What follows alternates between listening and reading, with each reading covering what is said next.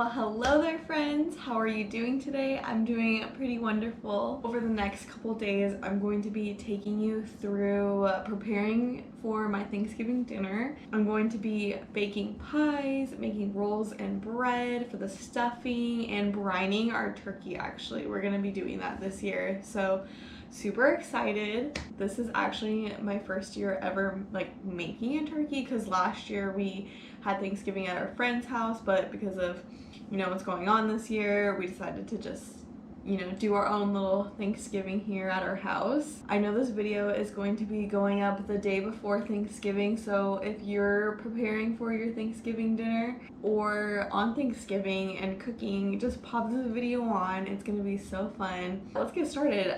So for today, my goal is to make the pies and bake my mini pumpkin cupcakes. If I don't finish all the pies today, then I will finish them tomorrow, and then we'll also do the rolls and the bread for the stuffing tomorrow. We got lots to do, so let's get started, guys.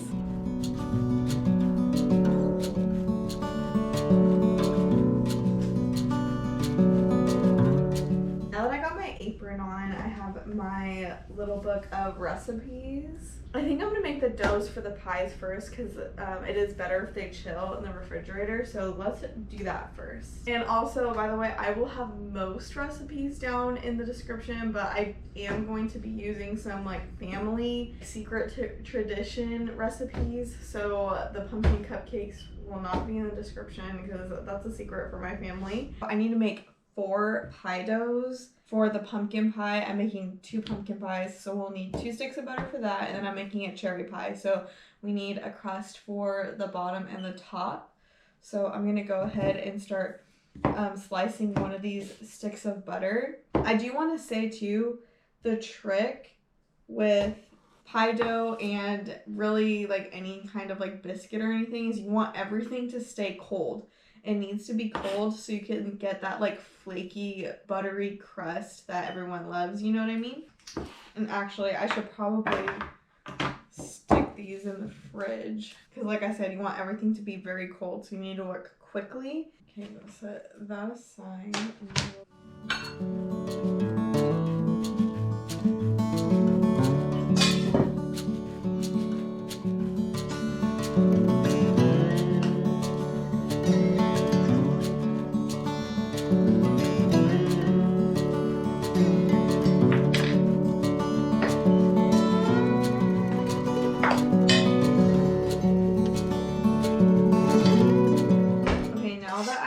My flour and sugar and salt in here, I'm just going to whisk that together to make sure that everything is like well incorporated. I'll add the butter.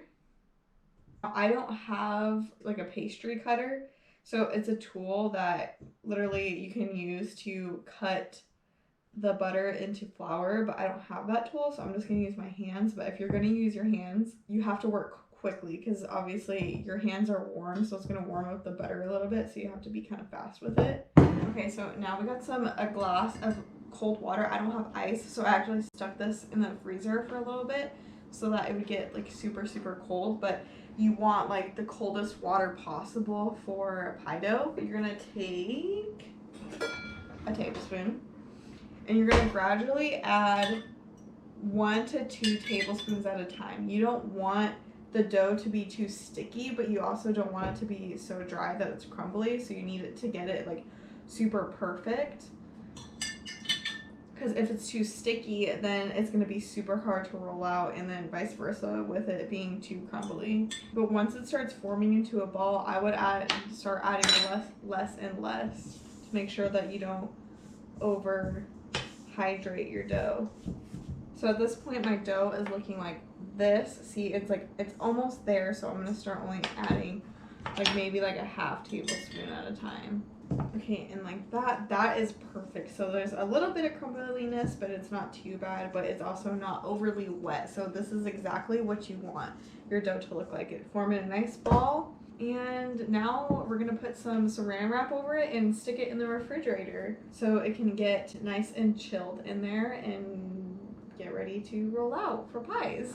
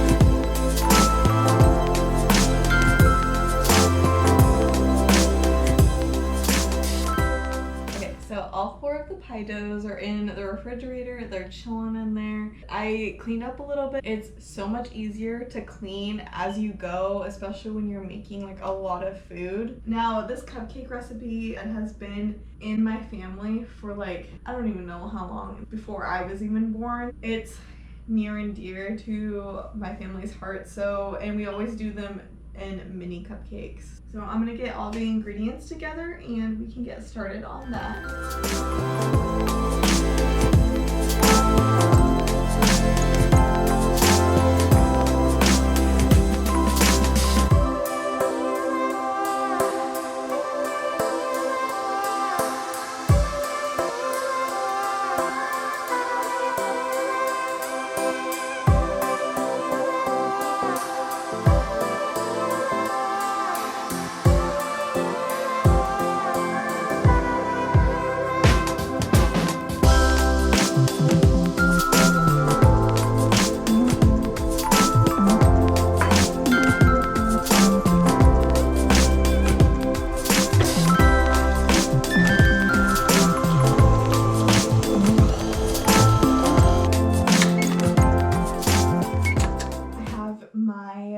Bowl full of batter right here, and I have these cute little baking cups that I got from Dollar Tree, and they're actually Christmas ones. Here, I'll show you guys. I think they could pass off as Thanksgiving too, so that's why I grabbed these.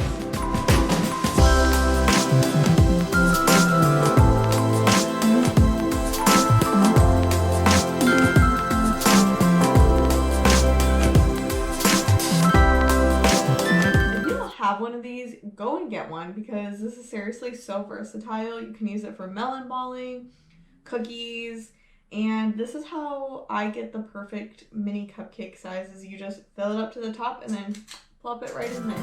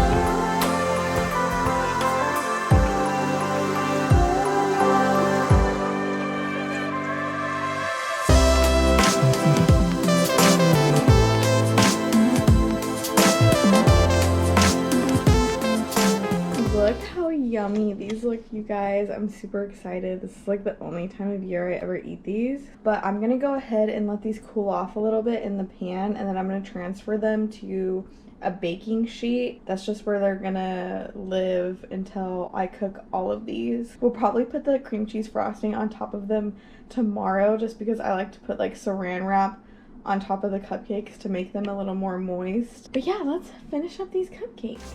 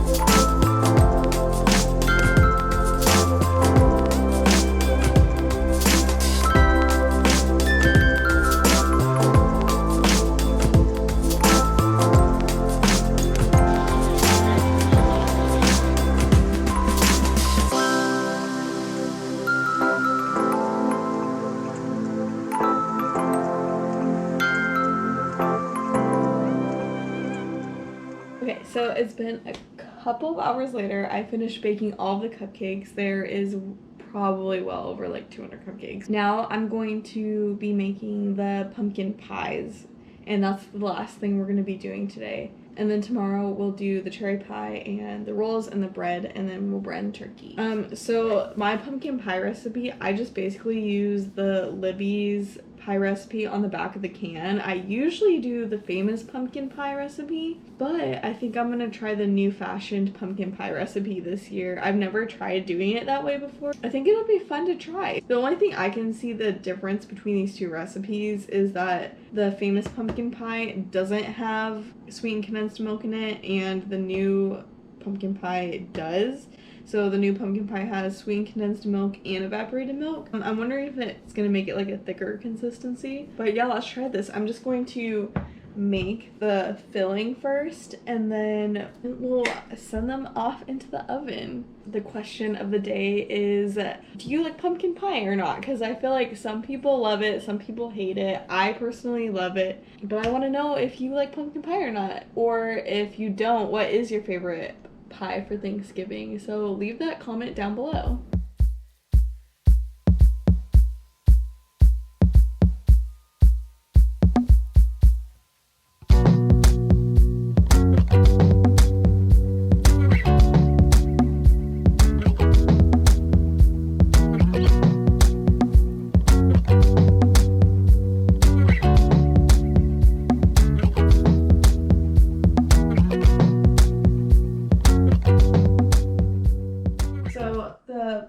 The pumpkin pie filling is ready. It's actually a little watery, which I'm a little worried about, but we'll see how it turns out. I set up our pie crust little station right here. So we have 2 pie pans, a rolling pin, a little thing of flour, and then I brought out 1 pie crust dough.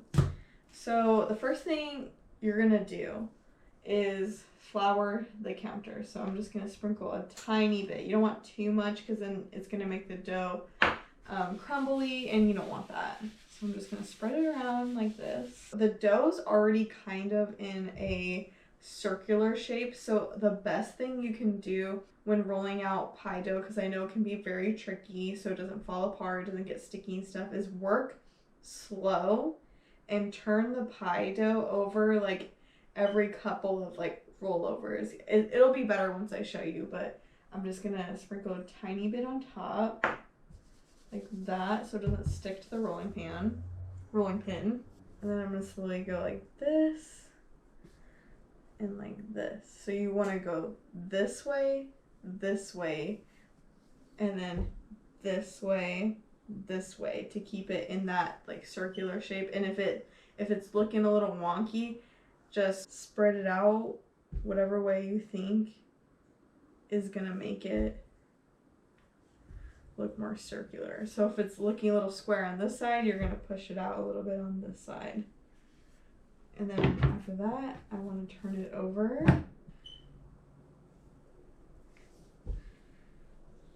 Okay, right here is when it's gonna start getting a little tougher, is when you're spreading it out a lot. So flour is your best friend.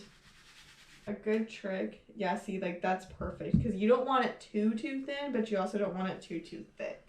Flip it over once more just to make sure it looks all good. And then what I like to do is I like to take the rolling pin, kind of roll it up like this. Grab your pie pan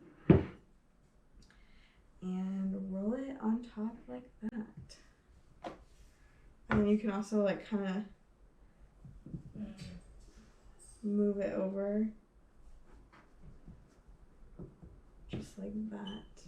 You want to make sure the sides and the bottom have dough completely touching the corners, or it's gonna, I don't know how to explain it, the dough is gonna kind of like rise off the edge of the pan if you don't like make sure there's enough dough in the inside. And then you're gonna take whatever knife you want. Honestly, a more curved blade would work best, and this is my favorite part. So you're gonna just trim the excess off the edge of the glass, or whatever type of pan you have.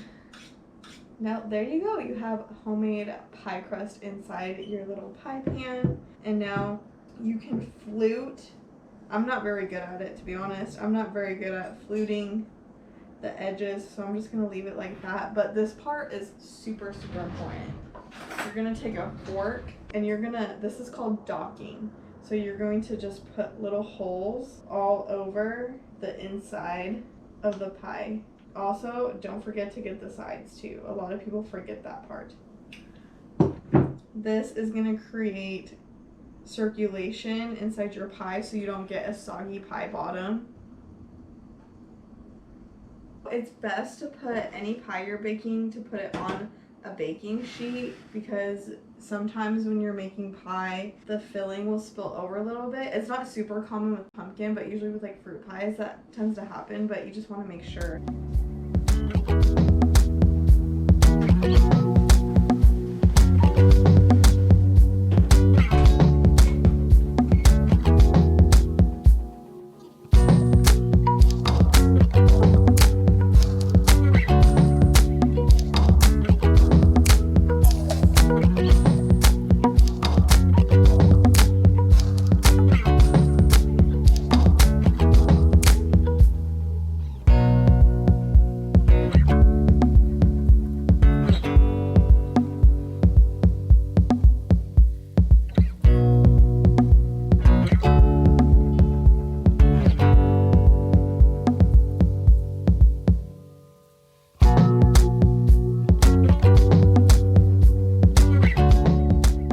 Okay, you guys, all the pumpkin pies are baked. We have 2 big ones, and then I had enough dough and filling for a little one, and I actually still have more filling, so maybe tomorrow if I have extra dough from the other pie crusts, I will go ahead and probably make another mini one. But they look super yummy. I'm actually gonna go to bed right now. I'm super exhausted. It's like 11:30 at night. I've been waiting for these to cool off, so I'm going to just put some saran wrap on these and pop them in the fridge, and I'll see you guys tomorrow. Good morning, you guys. It is the next day. It's about 12 o'clock right now. I just woke up, got some breakfast, drank some coffee, cleaned up the kitchen a little bit, and now we're ready to start baking again. So I have a bowl of 5 cups of frozen dark cherries right here, and I'm just letting those like defrost a little bit, but we're gonna start making the filling for the cherry pie. 2 tablespoons of fresh lemon, so I'm gonna go grab the lemons out of the fridge. It helps to roll the lemon a little bit to get the juices like loose.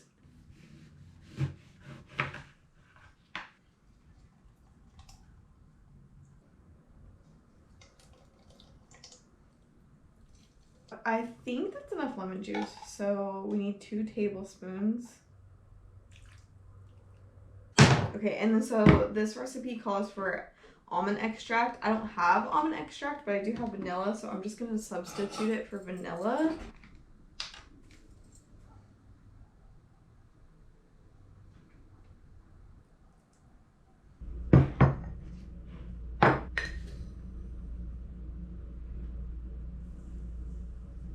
A 1/2 teaspoon of salt, 1/3 cup of flour.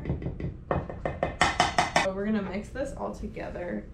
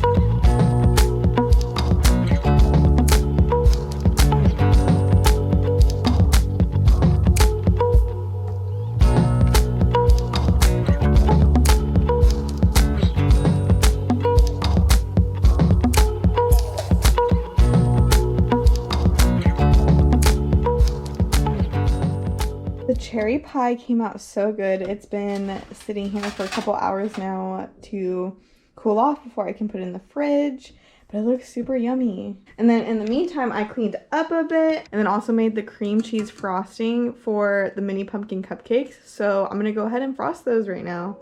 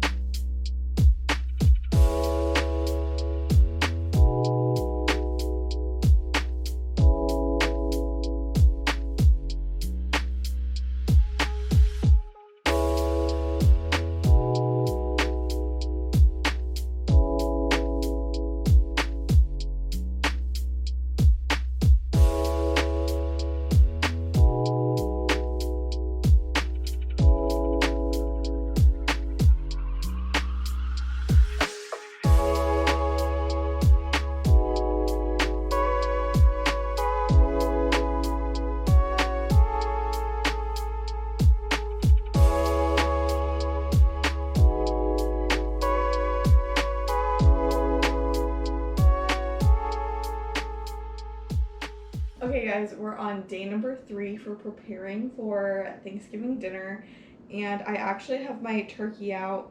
It's pretty thawed. There's a little bit more thawing it needs to do, but that's okay. We can still brine it. So I got this turkey brine from Costco. The ingredients are salt, sugar, cranberries, exhausted vanilla beans, allspice, apple, black pepper, garlic, orange peel, rosemary, thyme, bay leaves, and sage. And so what you're supposed to do is, and you could probably do this for any type of brine if you want to make your own brine, mix 2 cups of the turkey brine with 1 gallon of boiling water, cool thoroughly, and refrigerate until chilled. Place the turkey brine mix and an additional gallon of water in a large container or bag so the turkey is submerged completely, and you refrigerate it for 12 to 24 hours. So we are going to be brining this turkey for 24 hours to get the maximum flavor possible. I already did the whole boiling water part, so we're just going to stick the turkey in here and then put it in the fridge. Okay, it's pretty submerged, and I actually am going to put the lid on top of it. Okay, yeah, the lid does fit pretty well. So there we go. We have our brined turkey in here. Now we just gotta go put this in the refrigerator. I have decided that I'm going to do the rolls fresh on Thanksgiving Day. So I will not be making rolls in this video. We still will be making the bread for the stuffing. So I'm gonna start by putting some water and milk on the stove and heating that up for our active dry yeast right here.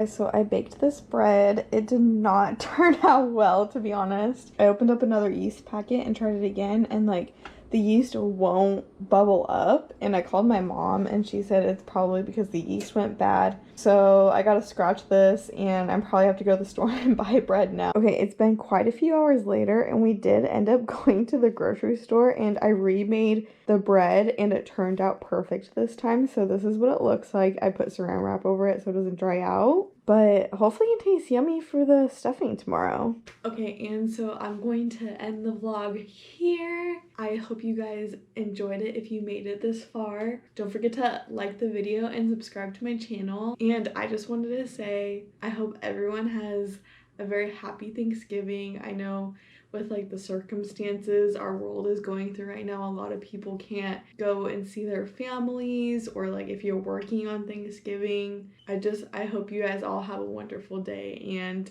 I just like with all the circumstances, I hope everyone can try to have a happy Thanksgiving, and I love you guys so much, and I'll see you in my next video.